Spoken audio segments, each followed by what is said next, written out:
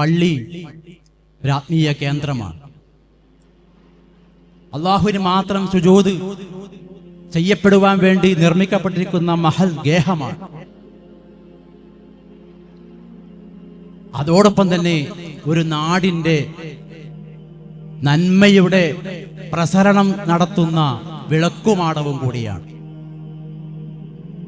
ദീനീ സംസ്കാരവും നന്മയും പ്രസരിക്കേണ്ടത് പള്ളിയിൽ വെച്ചാണ്.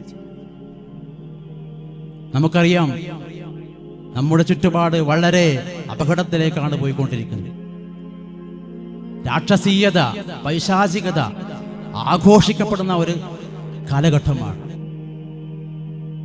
സ്വന്തം അമ്മയുടെയും സ്വന്തം ഉമ്മയുടെയും ഉപ്പയുടെയൊക്കെ പ്രായമായ മാതാപിതാക്കളുടെ കഴുത്ത് കോഴിയെ അറുക്കുന്ന ലാഘവത്തോടെ കുട്ടികൾ അറുത്തുകൊണ്ടിരിക്കുന്ന ഒരു കാലഘട്ടമാണ്. വാർത്തകൾ ഇപ്പോൾ സമീപ കാലങ്ങളിലായി കേട്ടുകൊണ്ടിരിക്കുന്ന വാർത്തകൾ നമുക്ക് ഉത്കണ്ഠമുണ്ടാക്കുന്ന വാർത്തകളാണ്.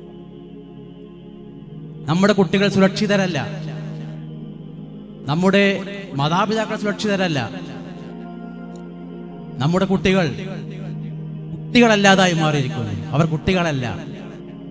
ഏറ്റവും പുതിയ വാർത്ത നിങ്ങൾക്കറിയാലോ, ഒരു കുടുംബത്തിലെ 5 പേരെയാണ് ഒരു കുട്ടി കൊന്നു തള്ളിയിരിക്കുന്നത്. വീട്ടിലേക്ക് വരുന്ന ഒരു പെൺകുട്ടി, ഒരു മകൾ വീട്ടിലേക്ക് കയറി ചെന്ന് കഥകടച്ചു കഴിഞ്ഞാൽ ഉമ്മാക്കും ഉപ്പാക്കും ആധിയാണ്, അല്ലെ? ആധിയാണ്.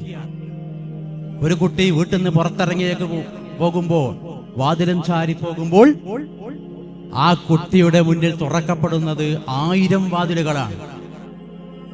അതിൽ 90% അധാർമികതയുടെ, പൈശാചികതയുടെ, കെണികളുടെ വാതിലുകളാണ്.